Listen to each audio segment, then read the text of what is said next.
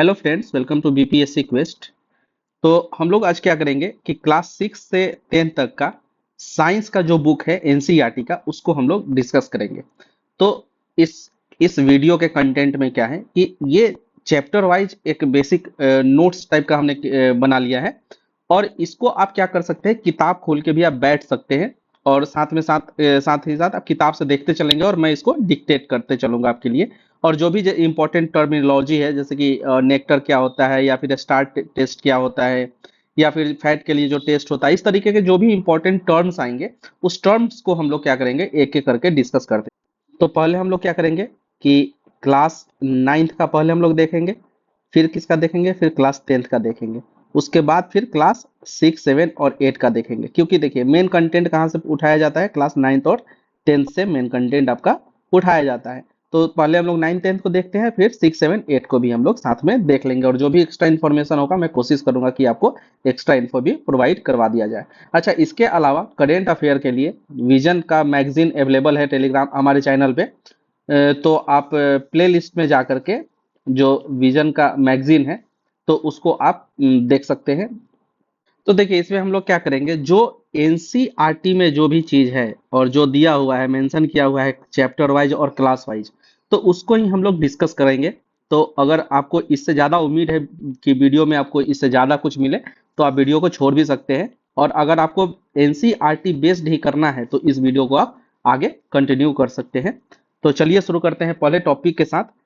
तो पहला टॉपिक क्या है कि क्लास 9th का ये चैप्टर 1 है, जिसमें पहला चैप्टर है मैटर्स इन आवर सराउंडिंग्स। तो इसके बारे में हम लोग देख लेते हैं। तो देखिए जो सबसे पहला टर्म है वो है डिफ्यूजन।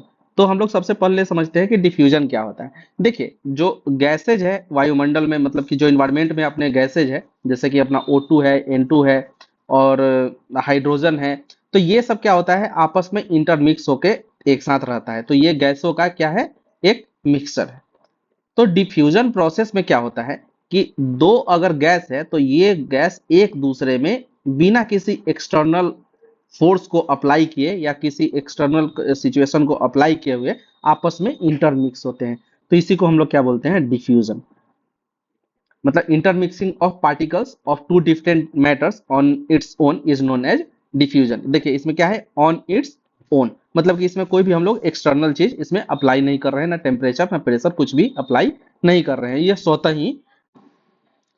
तो देखिए ये तो था डिफ्यूजन के बारे में। तो अब हम लोग समझते हैं कि क्या डिफ्यूजन सिर्फ गैस में होता है, ओनली इन गैस में? तो नहीं। देखिए डिफ्यूजन कहीं भी हो सकता है। मतलब कि जो डिफ्यूजन का प्रोसेस है, सॉलिड, लिक्विड और गैस, ये तीनों में हो सकता है। जैसे कि आपको एक एग्जांपल देता हूँ कि जो तालाब का पानी होता है, मान लीजिए जो तालाब का पानी है, तो इसमें बाहर से जो ऑक्सीजन है, इसमें क्या होता है, डिजोल्व होता है।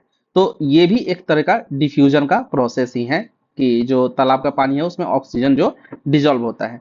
अभी देखिए ये जो रेट ऑफ डिफ्यूजन है, ये किस चीज पर डिपेंड करता है। अब इसको मतलब कि इसको क्या अफेक्ट कर सकता है, इसको हम लोग देखते हैं। तो जैसे देखिए टेम्परेचर का इफेक्ट डायरेक्टली प्रोपोर्शनल होता है। मतलब कि जैसे ही अगर टेम्परेचर इंक्रीज करता है, तो रेट ऑफ डिफ्यूजन भी अपना इंक्रीज हो जाएगा। अगला है प्रेशर इनसाइड गैसेज। अभी देखिए जो गैस होता है, तो गैस का आप सुनते होंगे कि प्रेशर होता है 1 atm 2 atm, ऐसे करके जो प्रेशर जनरेट करता है। तो ये प्रेशर क्या होता है, इसके बारे में हम लोग समझते हैं। तो देखिए gas particle move very fast and collide with wall of container and exert pressure on where wall of container. देखिए इसमें अगर कोई गैस का पार्टिकल है, तो ये क्या करेगा कि ये रैपिड मूवमेंट होता है इसका, मतलब कि सॉरी, और जिगजैग मूवमेंट होता है इसका, और ये क्या करेगा, वाल कंटेनर के वाल से टकराएगा और आपस में भी ये कोलाइड करेगा, साथ ही साथ कंटेनर के वाल से भी इसका टकराव होगा, कोलाइड करेगा। अभी देखिए ये जितना पार्टिकल यहाँ ज्यादा टकराएगा, तो ये क्या करेगा, प्रेशर एक्सर्ट करता है। तो प्रेशर का फॉर्मूला अगर हम लोग देखें नंबर ऑफ पार्टिकल्स के फॉर्म में, तो pressure equal two particles per unit area. मतलब कि एक यूनिट एरिया में जितना ज्यादा पार्टिकल्स होगा, उसमें उतना ज्यादा प्रेशर होगा। तो मान लीजिए कि देखिए ये कंटेनर है, कुछ सिलेंडर ही हम लोग मान लेते हैं। ये सिलेंडर अभी इतना है, मतलब कि ये हाफ फिल्ड है, हम लोग बोलते हैं। तो इसमें नंबर ऑफ पार्टिकल एक्स है, ऐसा हम लोग बोल सकते हैं। अभी अभी देखिए इसको हम लोग क्या करते हैं, हाइड्रोलिक प्रेस की मदद से क्या करते हैं, इसको और भी ज्यादा मतलब कि कॉम्प्रेस करते हैं। तो क्या होगा, मान लीजिए कि जैसे ही कॉम्प्रेस करेंगे, तो ये गैस का पार्टिकल्स कहीं ना कहीं यहाँ पे आ जाएगा, मतलब इस वाले एरिया के नीचे आ जाएगा। तो देखिए पहले एरिया यहाँ से यहाँ तक का था, पूरा का पूरा एरिया था, लेकिन अब एरिया कितना है, यहाँ से यहाँ तक का है। मतलब पहले एरिया एक मान लीजिए कि y1 था, अब एरिया कितना है, y2 है। तो y1 एरिया ज्यादा है और y2 एरिया कम है, लेकिन नंबर ऑफ पार्टिकल्स अभी भी सेम है। तो प्रेशर, मान लीजिए किसी गैस को अगर हम लोग कंप्रेस करते हैं तो क्या होता है कि नंबर ऑफ पार्टिकल सेम होता है लेकिन एरिया कम हो जाता है, तो गैस का प्रेशर इंक्रीज हो जाता है। तो इस तरीके से हम लोग प्रेशर को रिलेट कर सकते हैं और समझ सकते हैं कि प्रेशर क्या होता है। अब अगला है लेटेंट हीट ऑफ फ्यूजन। तो देखिए यहाँ लेटेंट हीट ऑफ फ्यूजन के बारे में बात किया जा रहा है, तो सबसे पहले हम लोग समझ लेते हैं कि लेटेंट हीट होता होता क्या है। तो मान लीजिए अगर हम लोग लेटेंट हीट के बारे में बात करें, क्या लेटेंट हीट, तो देखिए लेटेंट हीट का मतलब क्या हुआ कि कोई भी स्टेट चेंज करने में जितना एनर्जी का रिक्वायरमेंट होता है उसको हम लोग बोलते हैं लेटेंट हीट। अभी देखिए मान लीजिए कि ये अपना क्या है, ये सॉलिड है, ये लिक्विड है और ये गैस है। किसी भी मैटर के नॉर्मली ये तीन स्टेट होते हैं, वैसे तो पांच होते हैं लेकिन अभी हम लोग तीन के बारे में बात करते हैं। तो देखिए ये क्या है, ये है सॉलिड, ये है लिक्विड और ये है गैस। तो सॉलिड लिक्विड में और लिक्विड गैस में कन्वर्ट हो सकता है। और ये इस कन्वर्जन का जो प्रोसेस है किस चीज पर डिपेंड करेगा, ये डिपेंड करेगा टेम्परेचर पर और साथ ही साथ प्रेशर पर। मतलब किसी भी स्टेट को अगर टेम्परेचर और प्रेशर किसी भी स्टेट का चेंज किया जाए तो किस में कन्वर्ट हो सकता है, वो दूसरे स्टेट, दूसरे किसी भी स्टेट में कन्वर्ट हो सकता है। तो मान लीजिए एक सॉलिड को, जैसे कि बर्फ का अगर टुकड़ा है, एक आइस क्यूब है, तो इस आइस क्यूब को हम लोग को पिघला कर क्या बनाना है, इसको बनाना है हम लोगों को वाटर में कन्वर्ट करना है। मतलब ये किस स्टेट में गया, देखिए यहाँ पे क्या है, ये है सॉलिड स्टेट और ये क्या है, ये चला गया लिक्विड स्टेट, मतलब चेंज ऑफ स्टेट हुआ। तो इस चेंज ऑफ स्टेट के प्रोसेस में जितना एनर्जी देना होता है, जितना एनर्जी इसको रिक्वायर्ड होता है, उसी को हम लोग क्या बोलते हैं, लेटेंट हीट। अभी देखिए अभी लेटेंट हीट है, क्या है, चेंज ऑफ एनर्जी है। और किस टाइप का एनर्जी है, किसी भी स्टेट को चेंज करने के लिए रिक्वायर्ड एनर्जी है। तो देखिए यहाँ दो टर्म मेंशन है, पहला लेटेंट हीट ऑफ फ्यूजन। तो लेटेंट हीट ऑफ फ्यूजन क्या होगा कि किसी भी सॉलिड को फ्यूज होने में जितना हीट का रिक्वायरमेंट होगा उसको हम लोग क्या बोलेंगे, लेटेंट हीट ऑफ फ्यूजन। मतलब heat required to change 1 kg of solid into liquid at 0 degree centigrade is known as latent heat of fusion. Similarly, latent heat of vaporization का अगर हम लोग बात करें, वेपर में कन्वर्ट हो रहा है, इसका मतलब क्या है कि कोई भी लिक्विड है वो किस में कन्वर्ट हो रहा है, गैस में कन्वर्ट हो रहा है। तो लिक्विड स्टेट से गैस स्टेट में जाने के लिए जितना हीट का रिक्वायरमेंट होता है, जो अमाउंट ऑफ हीट का रिक्वायर्ड होता है, उसको हम लोग क्या बोलते हैं, लेटेंट हीट ऑफ वेपोराइजेशन। अभी देखिए जो वेपोराइजेशन है, इसको हम लोग बॉइलिंग भी बोल सकते हैं। तो बॉइलिंग किस तरीके का फेनोमेना है, यह एक टाइप का बल्क फेनोमेना है। और ये बीपीएससी पीवाईक्यू में आप देख सकते हैं, ये आपको मिल जाएगा या किसी भी एग्जाम में आपको मिल ही जाएगा कि इवेपोरेशन और बॉइलिंग या वेपोरेशन ये किस टाइप का फिनोमेना होता है। तो देखिए जो बॉइलिंग होता है किस टाइप का, ये बल्क फिनोमेना होता है। और जो इवेपोरेशन होता है किस टाइप का फिनोमेना होता है, ये सरफेस फिनोमेना होता है। तो इसको हम लोग तो बाद में डिटेल में देख लेंगे इसमें क्या डिफरेंस होता है, जहाँ बॉइलिंग वगैरह हम लोग पढ़ेंगे। लेकिन अभी इतना समझिए कि लेटेंट हीट ऑफ फ्यूजन क्या होता है और साथ में लेटेंट हीट ऑफ वेपोराइजेशन क्या होता है। अभी देखिए मान लीजिए कि जब हम लोग किसी भी, मान लीजिए कि ये यह एक लिक्विड है, तो लिक्विड को हम लोग अभी क्या दे रहे हैं, हीट दे रहे हैं, हीट सप्लाई हम लोग कर रहे हैं। तो ये हीट सप्लाई करने से क्या होता है, किसी भी लिक्विड में हीट हम लोग सप्लाई कर रहे हैं, इसमें जो पार्टिकल्स होंगे तो इस पार्टिकल का क्या होता है, काइनेटिक एनर्जी जो होता है वो इंक्रीज कर जाता है।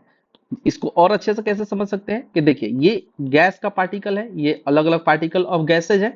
तो क्या करेंगे, जब भी इसमें हम लोग क्या करेंगे, टेम्परेचर अगर हम लोग अप्लाई करते हैं, तो इस टेम्परेचर अप्लाई करने से क्या होता है कि ये जो गैस का पार्टिकल है ये बहुत ही तेजी से आपस में टकराने लगता है। मतलब इसका मूवमेंट जो होता है बहुत तेज होता है। और हम लोग क्या जानते हैं, काइनेटिक एनर्जी इक्वल टू क्या होता है, half into M V square. मतलब अगर वेलोसिटी बढ़ जाएगा तो क्या बढ़ेगा, काइनेटिक एनर्जी बढ़ जाएगा। तो यही बोल रहा है कि अगर कभी भी हम लोग टेम्परेचर इंक्रीज करते हैं, मतलब लेटेंट हीट बढ़ाते समय या ऐसे भी कभी भी, तो क्या होता है कि उसका काइनेटिक उस स्टेट का एनर्जी इंक्रीज हो जाता है। और अपना ये वाटर कितने डिग्री सेंटीग्रेड पे मेल्ट होता है, तो 0 डिग्री सेंटीग्रेड पे। और 0 डिग्री सेंटीग्रेड को अगर आप केल्विन में बदलते हैं तो उसमें 273 ऐड कर दीजिए, तो कितना, 273.15 केल्विन पे अपना जो वाटर है, मतलब कि सॉरी आइस जो है वो मेल्ट करके वाटर के फॉर्म में, लिक्विड फॉर्म में कन्वर्ट हो जाता है। अभी देखिए ये मेल्टिंग पॉइंट ऑफ आइस है, तो देखिए आइस का अगर हम लोग बात करें तो आइस के केस में मेल्टिंग पॉइंट जो होता है वो फ्रीजिंग पॉइंट के बराबर हो जाता है। अभी देखिए मेल्टिंग पॉइंट और फ्रीजिंग पॉइंट में डिफरेंस क्या है। मान लीजिए मेल्ट होने का मतलब क्या हुआ कि कोई भी अगर सॉलिड है वो कन्वर्ट किस में हो रहा है, वो कन्वर्ट हो रहा है लिक्विड में। तो इसको हम लोग बोलते हैं मेल्टिंग पॉइंट, मतलब जिस टेम्परेचर पर मेल्ट हो रहा है उसको मेल्टिंग पॉइंट। और ये अगर रिवर्स प्रोसेस हो तो इसको हम लोग क्या बोलते हैं, मतलब लिक्विड अगर सॉलिड में कन्वर्ट हो रहा है तो इसको हम लोग क्या बोलते हैं, फ्रीजिंग। इसको बोलते हैं हम लोग फ्रीजिंग।